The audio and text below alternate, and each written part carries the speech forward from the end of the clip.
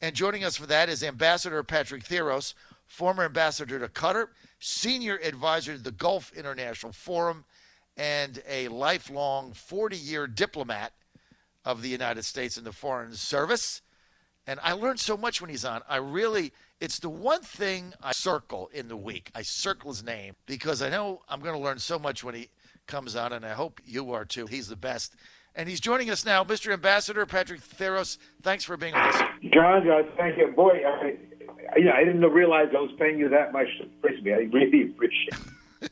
No, it's him. I mean, I have my list of guests coming on, and when I see your name there, I circle it. And I'm like, I can't wait for Thursday at 9:30, especially because all the stuff that's going on, Mr. Ambassador.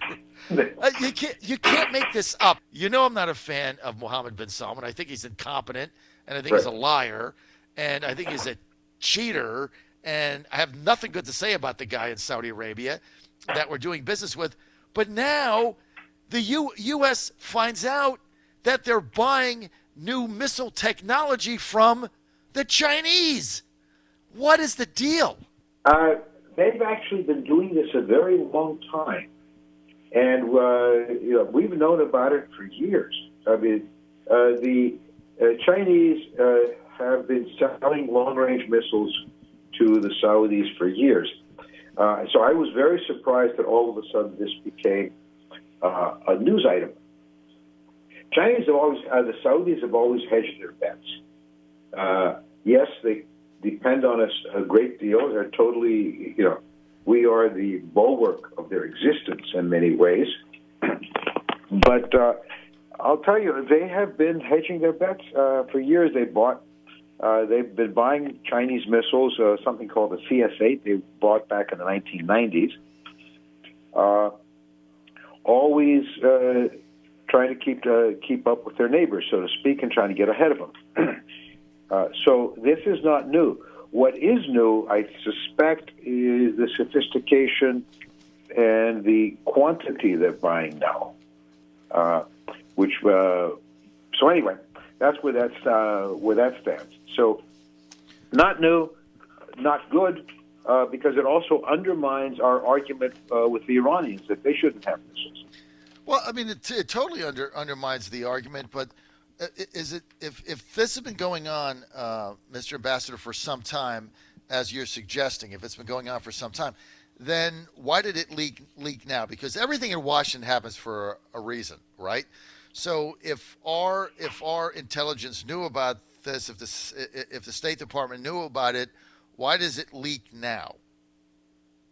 I suspect there are people, and this is purely speculative on my part. Yes, sir. But I suspect there are people in government who think that our relationship with Saudi Arabia is counterproductive to our own interests, and somebody decided now's the time to leak it.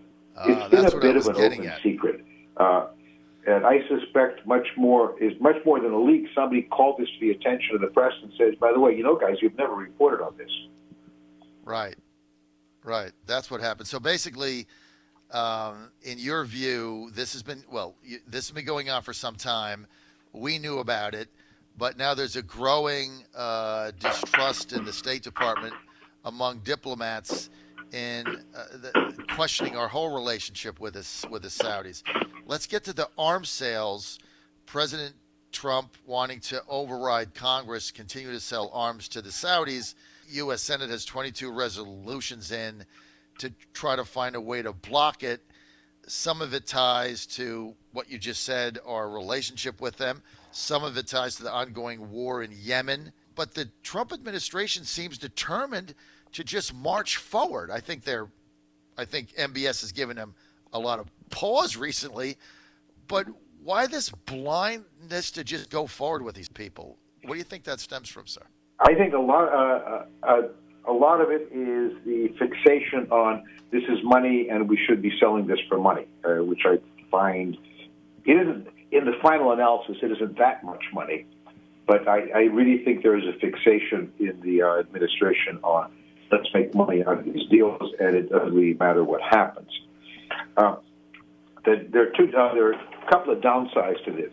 The first downside, and perhaps the most important, is the last thing in the world the president needs right now is to develop a second issue in which the Republican senators are going to pass bills to override any potential veto. The first bill, of course, being the first issue being the tariffs with Mexico.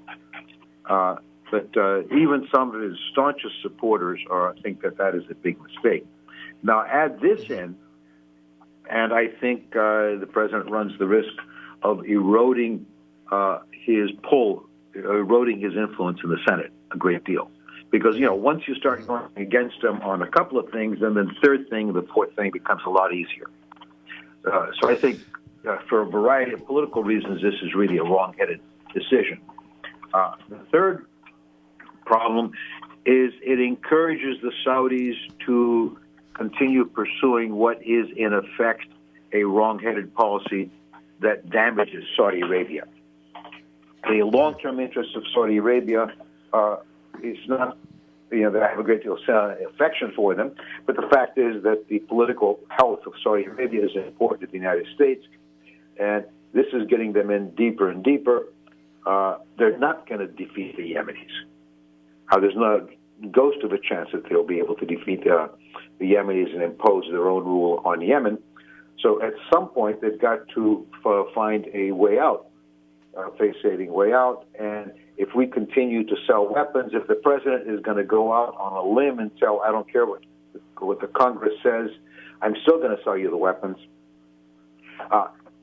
he is preventing sort of the saner elements in Saudi Arabia from arguing to the MBS that the time has come to figure out a way to cut losses and get out. Let me draw a line to what you're saying here, Ambassador Patrick Theros. What you're saying is, as I understand it, that the way out of this for Saudi Arabia and for some of those that are in government that don't believe the Yemeni war makes any sense anymore, lack of arms sales or cancellation of them would be the reason that MBS could pull out. But as long as the Trump administration keeps selling them arms, then MBS has got the means to keep dropping bombs on innocent people. I mean, it's a backwards way to look at it, but I think you're onto something. Yeah. Right? He's got his personal honor caught up in this. And, and that's really dangerous for countries where the leader feels personally that it's my honor is involved and I got to win. And this is called doubling down. This was what, we've done in the past. Nixon did in Vietnam, and Johnson and Nixon both in Vietnam were saying, this was a mistake getting in there, but I can't stop now. There's this old joke about when you're in a hole and you're trying to get out of it, you got to stop digging. Right. And the Saudis are a perfect example of the guys that are still digging. If you look at history, there is a precedent. The Egyptians intervened in Yemen back in the early 60s. They fought a bloody 6-year civil war there. Mm-hmm. And then they had to pull out because of the 67 war with Israel. And the minute that they pulled out, the side they were helping won. The only reason the other side was winning until then was because you had foreign troops in Yemen and it rallied the Yemenis. And I'm personally convinced I'm convinced is too strong, but I believe that there's a very good chance that if the Saudis pulled out of Yemen, the Houthis would collapse. Because the only thing that rallies the Houthis is the fact that there's this foreign invader. History does repeat itself, so there's actually, I mean, you're making the argument that we're better off getting out of there and getting the Saudis out. John Fredericks Radio Network. We're with Ambassador Patrick Theros, former ambassador to Qatar, senior advisor now to the Gulf International Forum. Mr. Ambassador, let's get to the Gulf states and the relationship between the Gang of Four and Qatar, the blockade. In a kind of a stunning development a week ago, the Saudi king invited the Qatar emir to Saudi Arabia to participate in the Iranian summit conference.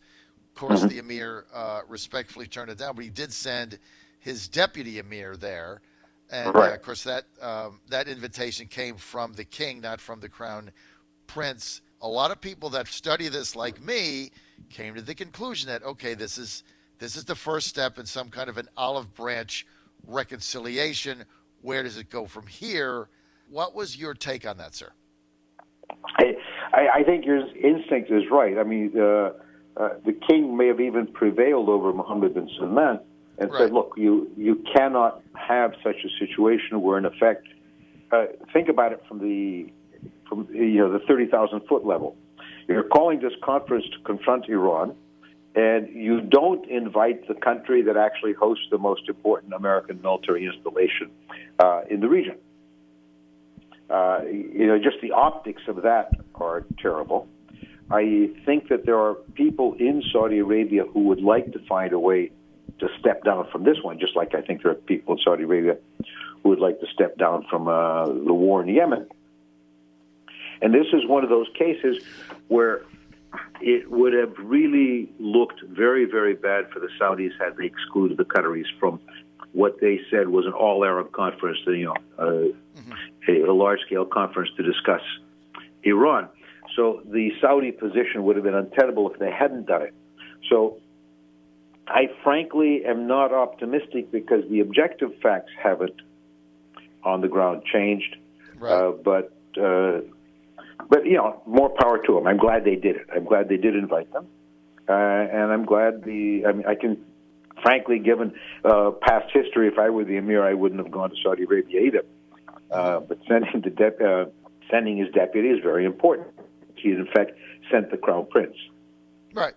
I think it's a step in the right direction, and it's in the U.S. best interest to have this resolved so that the GCC can get back in order. That's just in the U.S.'s best interest, and I hope we continue to support that behind the scenes. Yeah. Okay, I got to tell you, Mr. Ambassador, I like Jared Kushner. I've met him and talked to him many times. He's really smart, and I like him a lot, and I think he's doing a good job in a lot of areas. But he had an interview on HBO with, I think, Axios or something that I was kind of taken aback by. And one of the things he said that he was not certain whether the Palestinians were able to govern themselves without the help of Israel. And as soon as he said that and answered the question, I'm like, if you're trying to negotiate something and the other side is suspect of you to begin with, and then you say, well, I don't think they're capable of governing themselves, I don't know how you go forward with any peace plan there. I mean, I really thought that was an ill-advised comment. No, you're absolutely correct. Actually, when I read it in the paper, I went back and read the whole article carefully, word by word, for word, thinking that maybe just the paper had misinterpreted or had misquoted him or something. He is a smart. Everybody I've ever talked to, I've never met the man, but everybody I've ever talked to tells me that he's a very smart young man. Yeah, he is. But smarts and experience, without experience, don't always help. This that was a very, very bad statement because, in effect, he has just closed off He's closed off Palestinian self-government. He's closed off the two-state solution, which is still more or less U.S. policy. And in effect, he has said, the future of the Palestinians is to be part of Israel. And I'm not too sure that many Israelis really want to do that. Well, I don't think anybody wants to do it but him, and maybe a handful in the Israeli government. But I don't know how you go forward with a peace plan making that kind of a statement. And look, what the Palestinian governance have said, or whether you like them or not, or you think the president's been there too long, or it doesn't matter what you say, right? The bottom line is they have said they don't trust Jared Kushner. So they said, how do we negotiate with somebody we just don't trust? I think a statement like this on HBO that he meant just feeds fuel in that fire. I don't see how they're ever going to get any peace plan done with this. But let's go to the Israeli government falling apart. And now they're going to have another election in September. They just had an election, and shockingly, they couldn't form a government, and it collapsed. And now they don't have a government. Yeah. What does this mean, sir? Well, it was inherent in the system. People sense that Netanyahu is very weak right now. Netanyahu in the past was dealing from a position of power. But he's got these 3 indictments out there. He's been prime minister forever and a day. And, people just get tired of somebody, whether he's doing a good job or a bad job, but he's been around too long. And the other political parties are now trying to extract the price from him that is higher than he can pay. So you add that all in together, and he needs a coalition to govern. And in order to have that coalition, he's got to pay a price to each of the political parties. And these parties said, like I said, they sensed he was weak, they jacked the price up. So what happens now? Now you have to have elections again, and God knows how it's going to turn out. Because, again, in Israel, you have a proportional system where any party that gets more than 2% of the vote gets at least one member of the Knesset. And I may be wrong, but I do not ever remember any political party in Israel ever having a clear majority after about 1950. All governments in Israel have been coalition governments. All governments, these coalition, the smartest people of all are the ultra-religious parties, because they have been in literally every government, because they know, they basically have limited demands, but those demands are pretty serious. I mean, they get certain ministries and they get money, and the kids don't get drafted into the army.